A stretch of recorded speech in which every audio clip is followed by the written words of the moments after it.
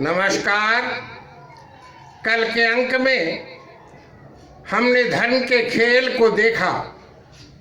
हर वक्त अपनी निर्धनता का रोना रोने से केवल हंसी का पात्र बनना पड़ता है। धन तो प्राप्त होता ही नहीं। धन तो धनी होने का एहसास करने से मिलता है। आज के अंक में हम चर्चा करेंगे कि हम खुशहाली कैसे प्राप्त कर सकते हैं, हम सुख कैसे प्राप्त कर सकते हैं। इस संसार में यूं तो खुशहाली है ही नहीं। कोई व्यक्ति इस संसार में सुखी नहीं है। सुखी नहीं है जग में कोई, सुख में ये संसार नहीं। सुखी नहीं है जग में कोई, सुख में ये संसार नहीं। सुख मिलता है क्षण की यहाँ पर, दुख का पारावार नहीं। फिर हमें खुशहाली कैसे मिल सकती है, फिर हम कैसे सुखी हो सकते हैं? ऐसा नहीं है। हम खुशहाल भी हो सकते हैं, हम सुखी भी बन सकते हैं। वास्तव में सुख दुख क्या है, इसको हमें समझना पड़ेगा। जब हम अपने से नीचे वाले को देखते हैं तब हम प्रसन्न हो जाते हैं, सुख का अनुभव करते हैं, फूल जाते हैं, तन जाते हैं, अहंकार में आ जाते हैं। परंतु जब हम ऊपर वाले को देखते हैं तो हम पिचक जाते हैं, दुखी हो जाते हैं, हमारे अंदर अवसाद आ जाता है, नकारात्मक भाव भी आ जाता है। हम ऊपर वाले के बराबर बनने के लिए जुट जाते हैं, रात दिन परिश्रम करते हैं। हम ये नहीं समझ पाते कि हम संतुष्ट नहीं हो सकते, क्योंकि ऊपर वाले के भी ऊपर एक कतार है। धनी व्यक्ति पर करो दया, धनी व्यक्ति पर करो दया, वो नहीं समझ कुछ पाता है, तृष्णा में ही जीता है, वो तृष्णा में मर जाता है। धनी व्यक्ति बहुत दुखी होता है, क्योंकि उसके दुख के दो कारण हैं। एक तो वह जितना धन है उससे संतुष्ट नहीं है, और दूसरा वह इस धन से, इस भय से कि कहीं ऐसा न हो ये जो मिला हुआ धन है हमारा कहीं चला न जाए, उसको हमसे कई गुना दुख होता है।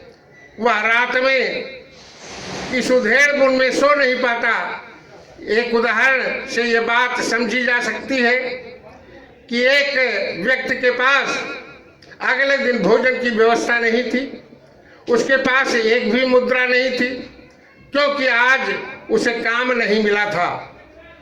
रात हो गई थी। उसने सोचा कल कैसे गुजारा होगा। विचार कर रहा था। विचार में आया कि कल मैं फला आदमी से कुछ मुद्रा उधार ले लूंगा। फिर विचार आया कि अगर वो न दे तो कैसे गुजारा होगा, तो मैं फला से ले लूंगा। हमें पहचानने वाले कई हैं, कोई न तो कोई देगा ही। ऐसा सोचकर उसने अपना चादर ताना और सो गया।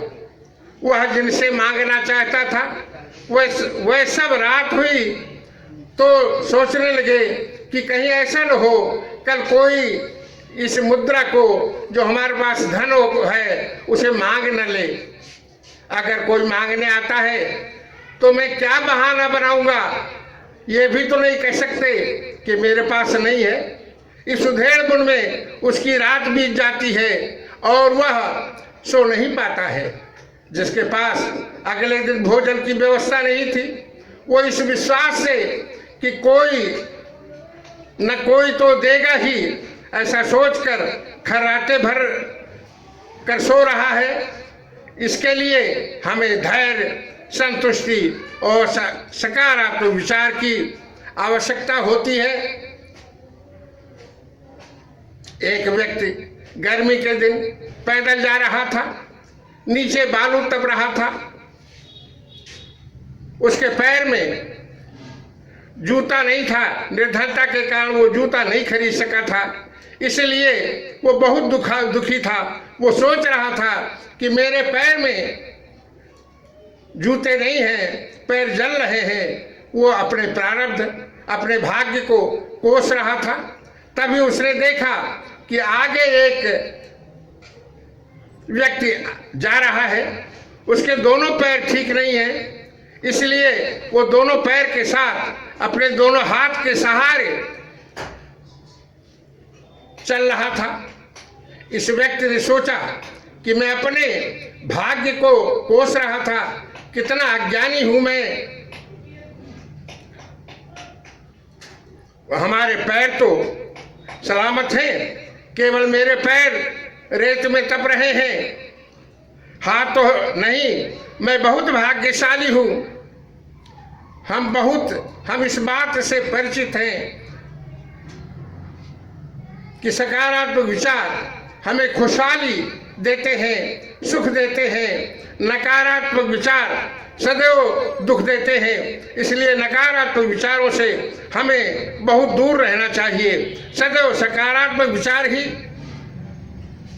अपने मस्तिष्क में लाना चाहिए। जो कुछ प्रकृति ने हमें उपलब्ध कराया है, हमें उसके लिए संतुष्ट होना चाहिए, हम उसमें खुशहाल हैं, हमारे हृदय में खुशी भरी हुई है, ऐसा एहसास हमें खुशहाल बनाता है।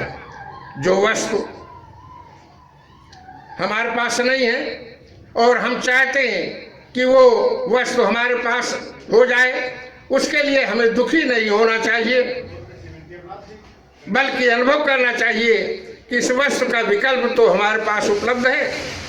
दूसरा व्यक्ति अक्सर दुख देता है, इसलिए दूसरों से हमें थोड़ा सचेत रहना चाहिए। हमें ब्रह्मांड से उन्हीं वस्तुओं की अपेक्षा करनी चाहिए, बल्कि जो ब्रह्मांड में उपस्थित हो, ब्रह्मांड जिसे हमें उपलब्ध करा सकता हो। हम अभाकर्षण के नियम का उपयोग खुशहाली लाने के लिए निम्नलिखित तरीके से करते हैं।